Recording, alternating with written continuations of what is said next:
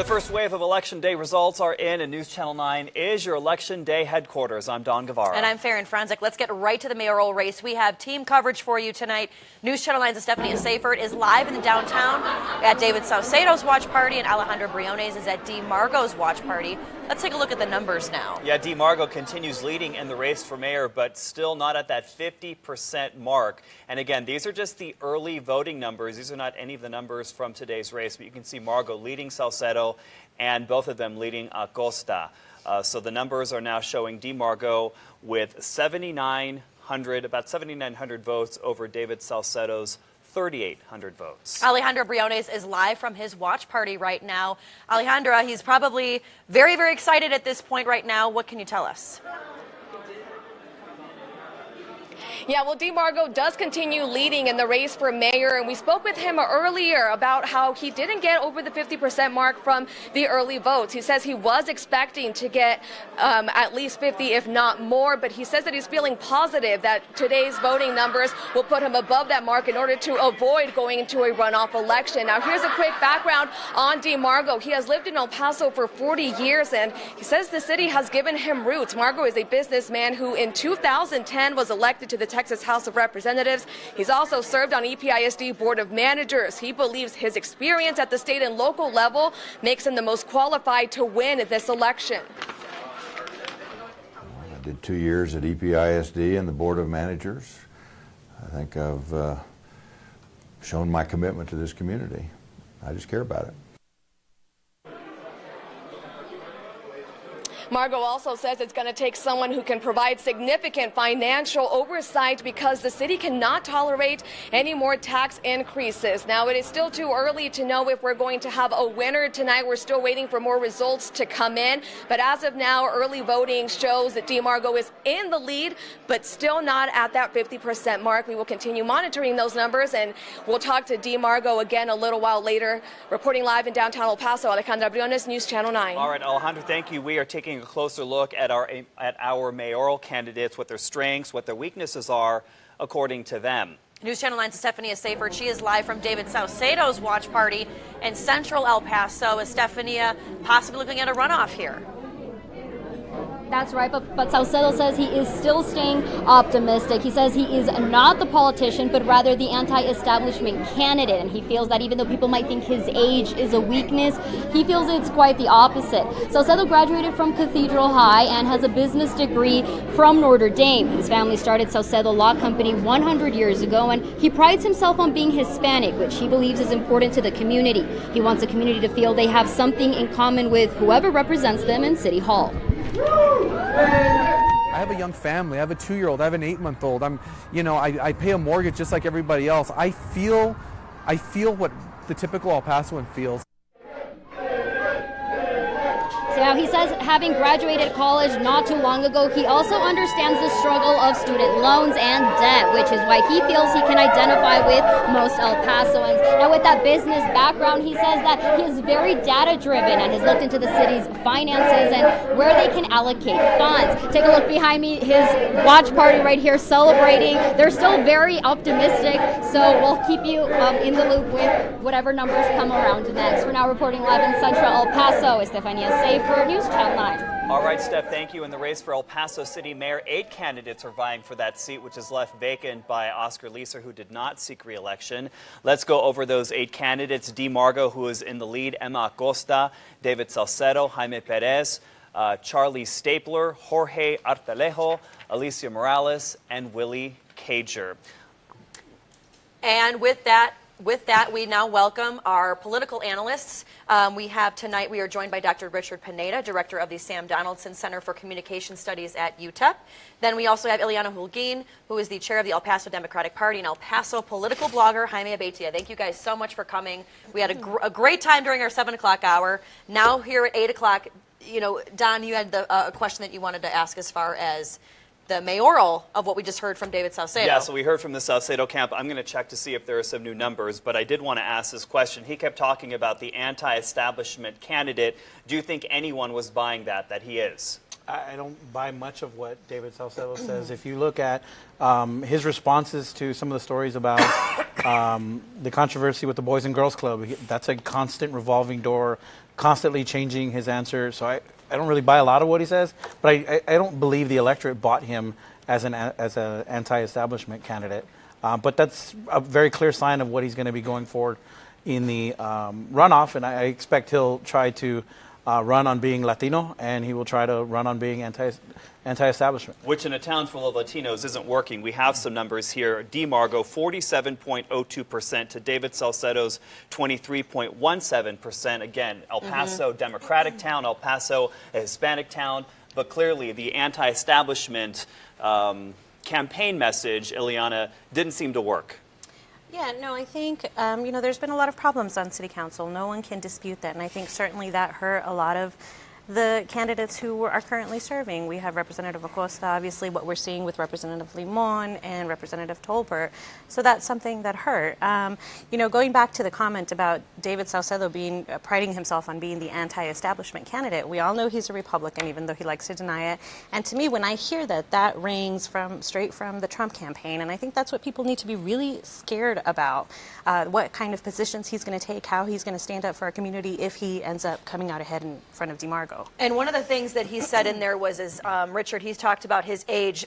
He thinks that that's probably one of the factors as to why he is behind DeMargo right now. Is it necessarily age, or could it be the financial problems that he's kind of tied to as far as the Boys and Girls Club that we've all reported on? Well, I think there's a combination of things. I mean, so we're talking about Salcedo as a candidate, but I think not talking about Mr. Margo in this particular case is significant. So Margo has not run from the fact that he is a Republican, that ran for the legislature and won as a Republican. I think that makes a big difference. I think that he's been honest, at least on that particular question about partisan identity, and I think that plays well, as does his experience with the school board. So I think that was an equalizer that's really hard to counteract. I think the age question may have in a town like El Paso may have some cultural baggage in terms of being, perceived as too young to have the experience to be mayor. But I would have to agree with Ileana and with Jaime that I think that this is not necessarily about large sort of esoteric issues. I think this is about serious, on the ground kinds of issues, and I think that made a huge difference. I mean, this is a difference of 4,000 votes at this point, which means that if you're starting to strategize from Salcedo's campaign, you're going to really have to work hard, and you're going to have to find voters that are willing to come back out one more time. In this next race, in the runoff race, you'll also have the District 8 City Council seat. So the West Side, as far as the early voting numbers, really did favor Margo. I think it's going to be very, very hard for Salcedo to put a path together to try to get back that 4,000 plus votes. Well, I wanted to go over just some of the numbers here. We are reporting that, let's see here, we have about 9 of the 189 precincts are in. The numbers haven't jumped too much. Much here, but I want to get to the District 7, the Limon race, and I have those numbers right here, folks. So right now, Henry Rivera continues to lead Lily Limon 60% to Lily Limon's 39%. So those numbers haven't moved too much since the last time that we've checked, but this is one of the big surprises in this election so far.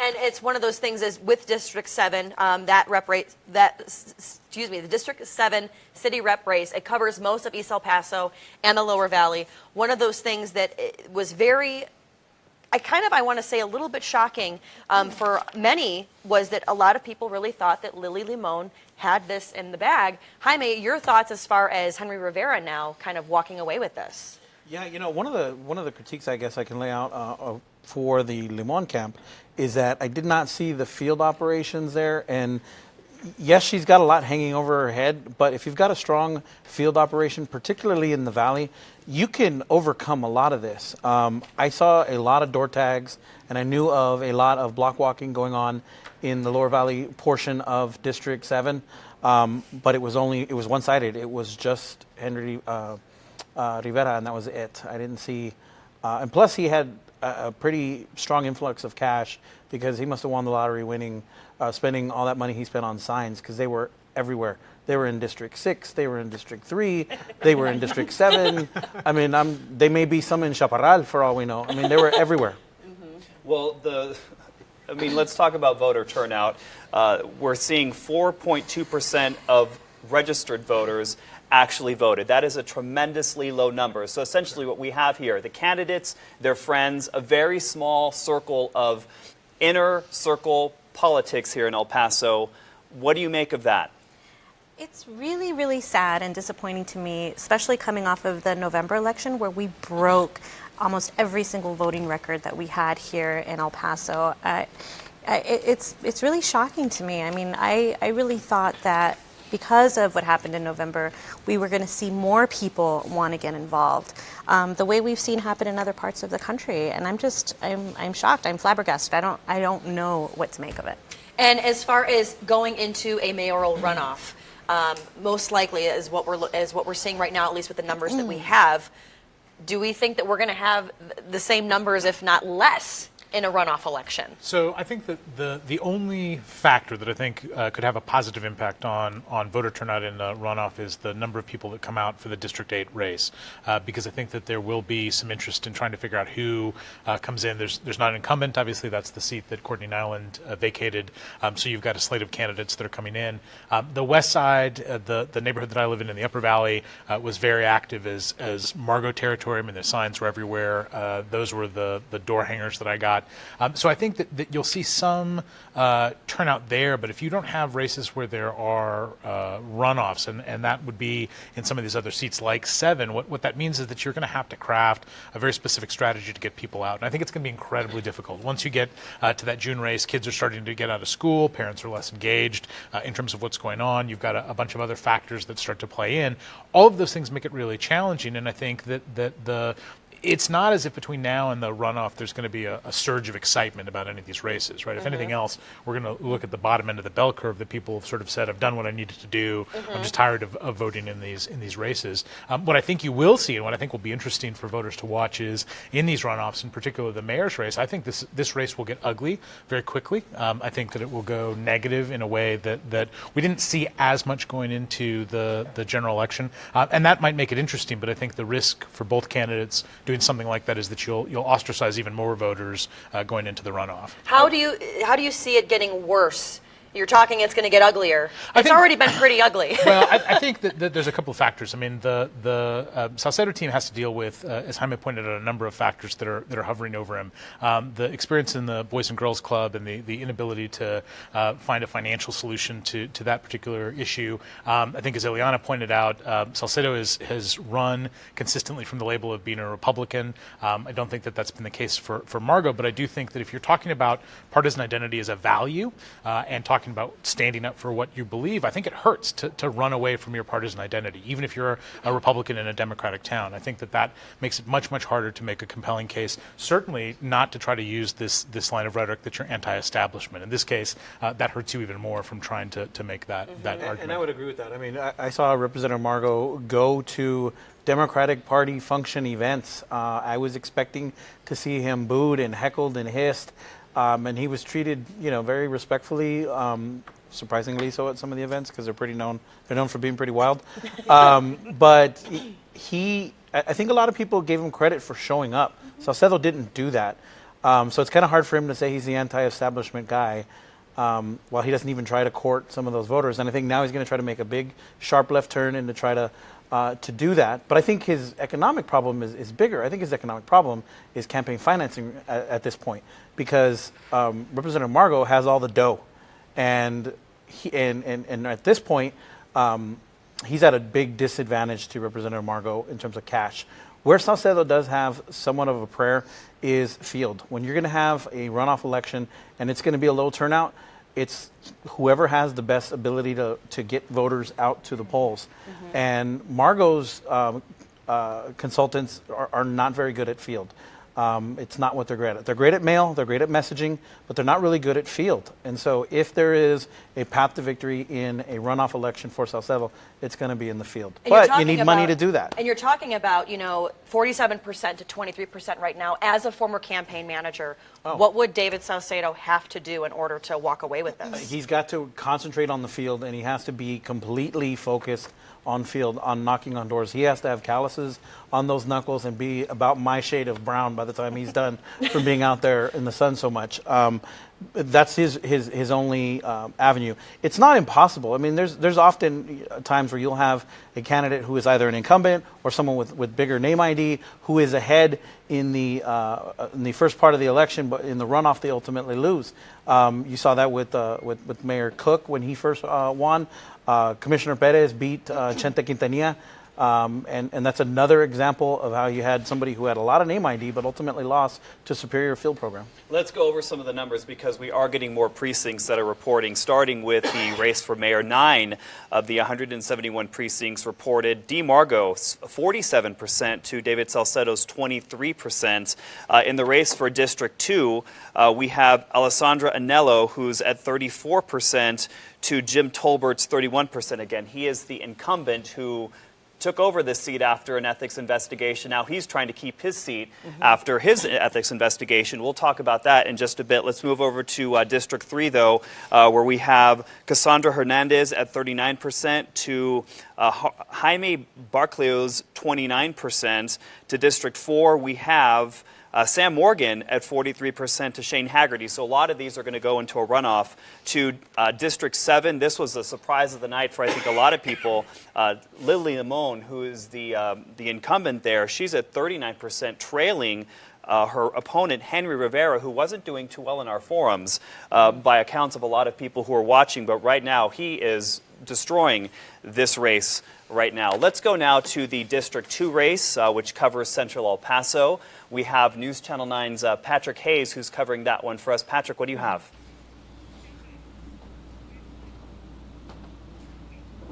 Yeah, right now I'm in Central El Paso, where there are 5 candidates challenging Jim Tolbert for his seat on City Council. And earlier today, I talked to 3 of the candidates, including 2 challengers, Alexandra Anello and Judd Burgess. Now, they both told me that people are unhappy with Tolbert and it's time for a change. They also talked about doing more to get people out in local elections. Now, if elected, they plan on improving communication between residents and the City Council.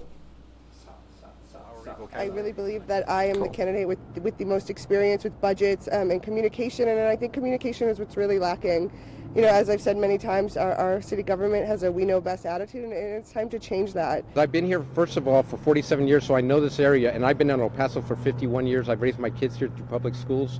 I understand the city, and El Paso is such a unique city. There's really no other city in America like El Paso. Now, I did reach out to the other candidates running. That includes Dolores Baca, Raul Valdez, and Alexander Burnside, but I have heard back. Now, back out here live, I'm standing with Miss Anello, who's actually leading the race by 50 votes or so right now. And what are your thoughts right now? You're obviously the winner, not the winner, but you're facing an incumbent. You know, what's going through your mind? Well, you know, like you said, I think the citizens are really unhappy with their current representation, and I want to thank everyone that came out to vote. You know, everyone that I met, it's been a great experience, and I'm really excited to talk more with those people and be a voice for the community, which is something we don't have right now. Right now, it looks like you're going to be in a runoff. What are your thoughts on that? Sure, I mean, it's very exciting. Like I said, this has been a really amazing experience, and I look forward to, you know, campaigning some more. What's going through your mind as you're watching these numbers roll in? Obviously, only a handful of precincts are reporting, but what are your thoughts? I mean, again, it's just exciting. It's really exciting, and again, I just want to thank everybody. You know, I've met a lot of people in this process. I've spoken with a lot of people, and I'm so appreciative of the time they also took to speak with me and to go out there and vote. If elected, what do you hope to accomplish? You know, I want to look at our infrastructure. You know, everybody is talking about streets, but I think getting some accountability back to our city is really important. You know, as citizens, we give up a lot of tax money, you know, whether it's for streets or quality of life, and we have absolutely no accountability to our city representatives or the city staff, and I would like to see that happen. Okay, well, we'll be out here covering the District 2 race all night. Later on tonight, we'll also reach out to Jim Tolbert to see what his thoughts are on the current results. Reporting live in Central El Paso, Patrick Hayes, News Channel 9. All right, Patrick, thank you. Let's move on to another race. This is the race for District 4. We have News Channel 9's Chorus Nylander, who has a live interview with the candidate Sam Morgan. Chorus. Yeah, well, we're with Sam Morgan right now. We're at his watch party part, perhaps dance party. It's a pretty great party out here right now. A lot of fun. Yeah. And with good reason. You're pulling pretty good ahead in your race at this point. First off, how do you feel about that? I feel fantastic about it. You know, there a lot of hard work went into this campaign, and the folks that worked hard for us are out here sharing it with us, and it's going to get a little better as the night goes, as those numbers come in. So what's the most meaningful part of all this? Is it seeing all these people come together, kind of investing in you, being so proud of you tonight? One of the most meaningful part for me is that our community came together, and they spoke very loudly, as the numbers actually show you. And our community is a very diverse community, as you can tell by looking at the people in this room. But the bottom line is our community coming together to support something that's good for the community, and that's right now seems like it's Sam Morgan. And so there are many issues, I'm sure, ahead that they're hoping you can help take care of. What are the main issues going in there that you want to tackle if you pull ahead tonight? When we pull ahead tonight, we want to handle the issues that we've identified during our campaigns. Quality of life, better roads, figuring out what we're going to do with Coyne Stadium, figuring out just exactly what it is that has not been happening or has been happening within the city that has left our community behind. Okay, we pay taxes, and our quality of life and our economic development just seems to be lagging behind the rest of the community. And we want to make sure we get in there and figure out exactly why, so we can go ahead and come up with a solution to fix it. So the current sitting council member Carl Robinson, his term's up. He'll be out. Do you feel what do you feel you can do differently that he may not have been able to do well in office? Well, the thing that I think Mr. Robinson did a great job. He did what he could do with the time that he had. But the bottom line is this: our community needs to have someone that has a strong presence and a strong voice to stand up and fight for the Northeast, fight for what is the things that we need in our community. We need better roads, we need better streets, we need better parks, we need a better quality of life out here in the Northeast. And I believe I'm that person. I believe my voice is strong enough and my presence is strong enough to where I can impact or affect a change. And I know you have a military background. I see plenty of veterans here today I was talking with that they seem so proud of you and feel so confident in your abilities to lead. How does that make you feel? Oh, I'm very humbled.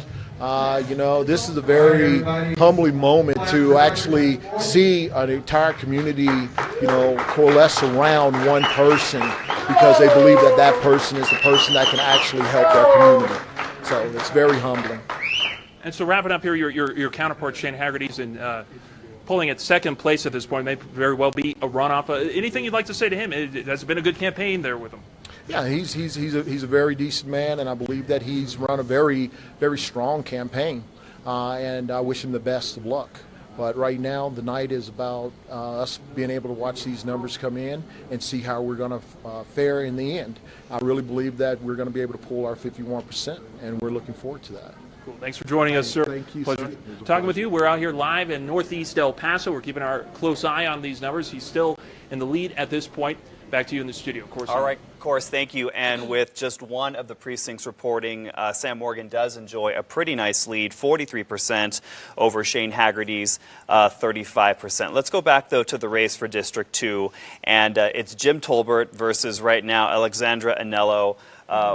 She had a very good debate here in our forum, but a lot of questions that people were asking, Jaime, you may have been one of them, was this woman is from out of town. Essentially, she's, as they say in political terms, a carpetbagger, and she's doing so well against this incumbent who, of course, is under investigation for an ethics violation. Right.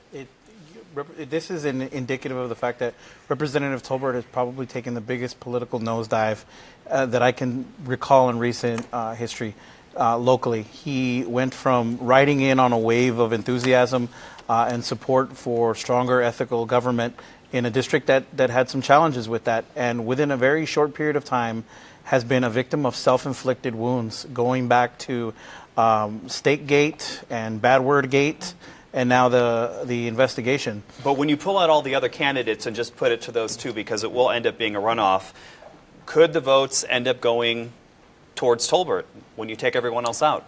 Not when you traditionally when you have an incumbent that's in a runoff, they traditionally lose. With the exception of the District Attorney Jaime Esparza, I couldn't find someone going back to, I believe, the 60s where that happened, and that was close. That was very close.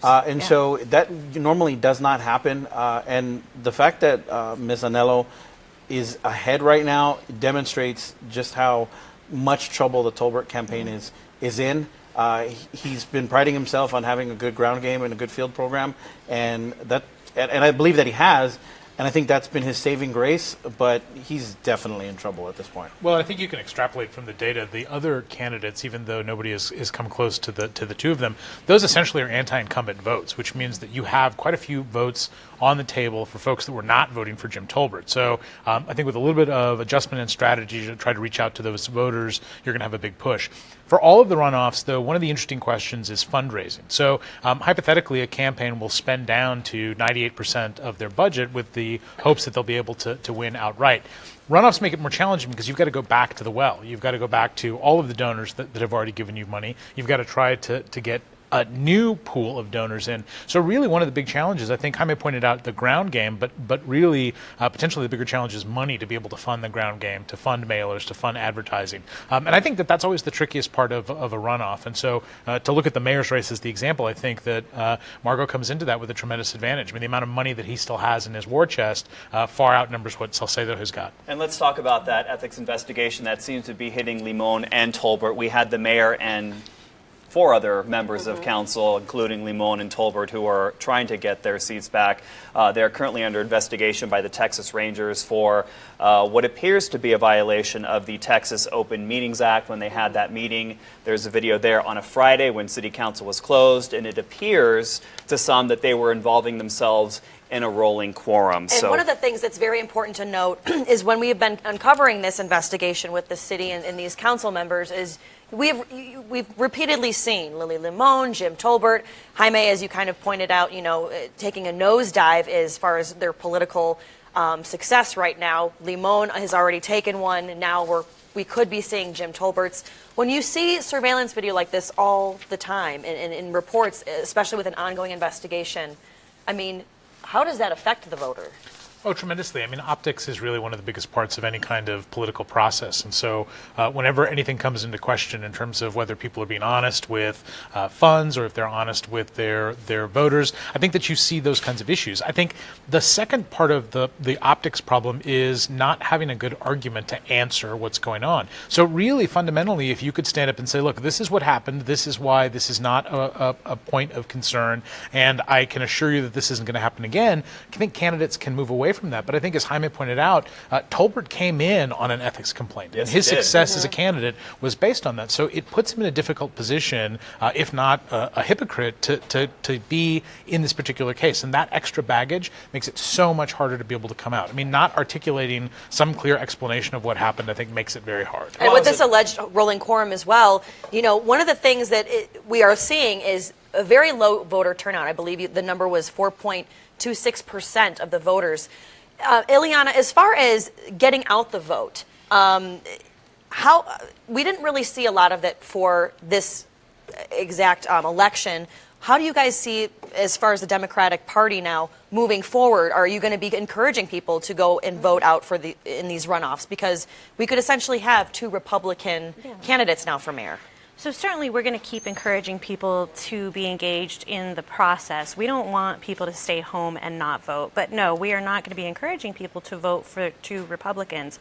We were having this discussion off camera with Jaime and all of the panelists about how undervoting, it makes a huge statement, and elected officials really look at that. And so no, we by no means are going to be advising Democrats to go out and vote and choose one Republican over the other, but we still want them to be involved in the process. We want them to make their voice heard, and if undervoting is the only way to do that, that's what we're going to do. All right, folks, we are just getting started. The next batch of numbers comes out at 8:45. We're going to have another newscast, this time on News Channel 9 on TV, also on Facebook Live. So if you're out and about, if you're at a friend's house and they're not watching News Channel 9, you can watch it on Facebook Live. Then we'll be back at 10 o'clock for Facebook Live. A lot of the numbers aren't in yet. These are just very small precincts reporting, so a lot can happen in these next couple of hours. So stay with us. Join us at News Channel 9 at 9 o'clock at the top of the hour. We'll see you then.